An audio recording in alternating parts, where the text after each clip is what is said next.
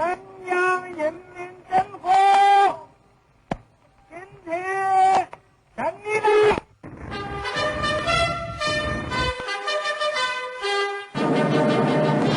毛主席万岁！毛主席！中国共产党万岁！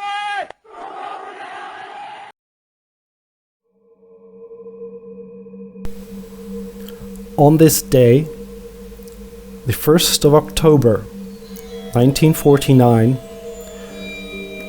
the People's Republic of China was proclaimed by Mao Zedong in Tiananmen Square. The same square where in 1989 his sometimes henchman and sometimes enemy Deng Xiaoping ordered the PLA to massacre thousands of unarmed students. The People's Republic of China came into being after the collapse of the Republic of China, which now only exists on the island of Taiwan. The communists gained control by being very clever.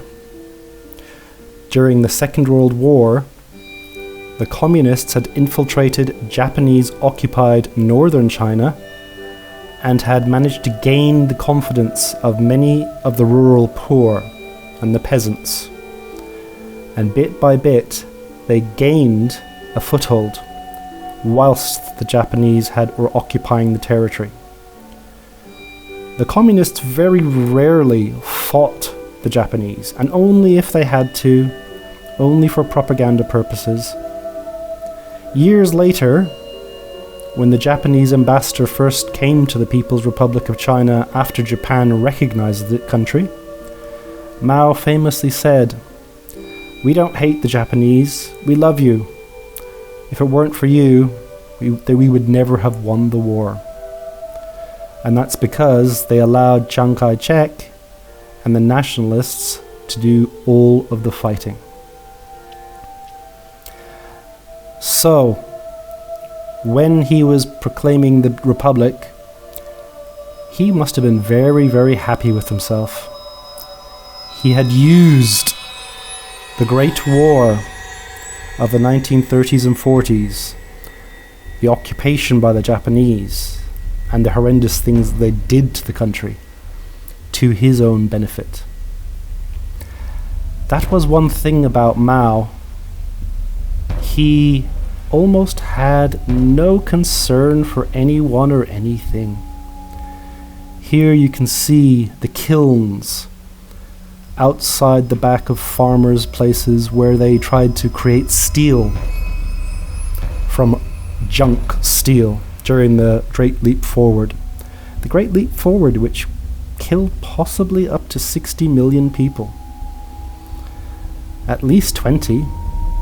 Some people say 40, but it could have been higher, and I've been told by people who lived during that time that it was probably around 60, which is the greatest loss of life ever. More than the Second World War. But that didn't really concern Mao too much. He wanted to look good and to look powerful. And he succeeded. However, in 1961, even his own people, Deng Xiaoping especially, moved him aside. But he came back. In 1966, he started the Cultural Revolution to push Deng and his group out of power. Here you see them burning old Buddhist statues.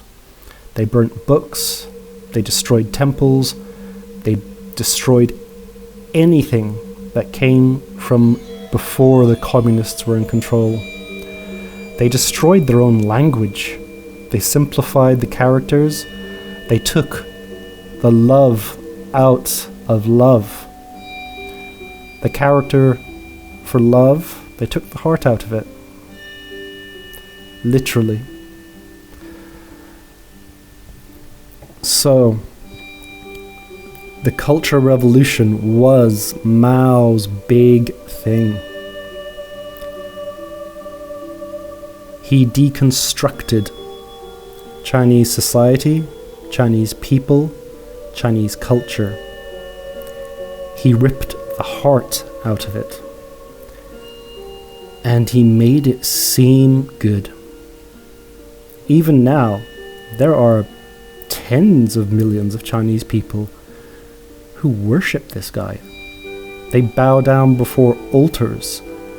They burn incense in front of his pictures. They leave offerings. They treat him as a god. In this picture you can see the denunciations that happened.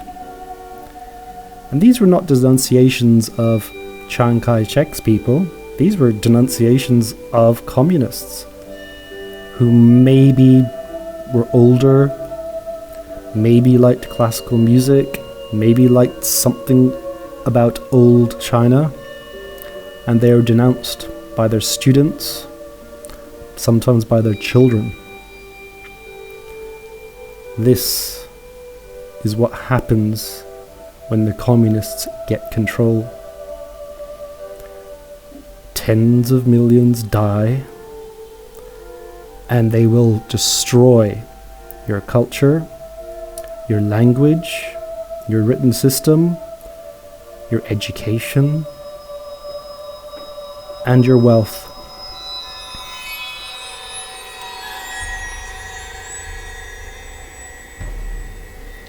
This continues to have an effect in modern day China. Even now, Xi Jinping, the present president and leader, has talked about a second cultural revolution. Now, for anyone who had lived through that time, that must be a chilling thing to hear.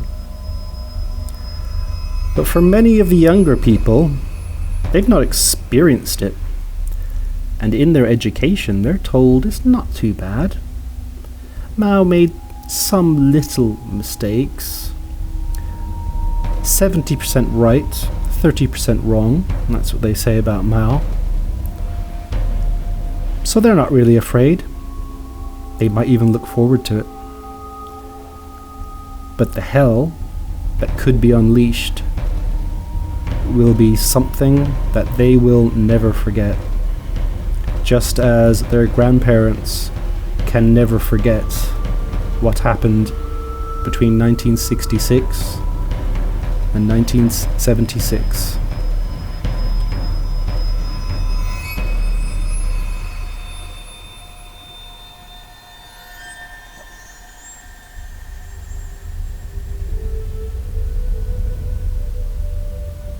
On this day, in 1949, Mao Zedong proclaimed the People's Republic of China. Come back tomorrow for more.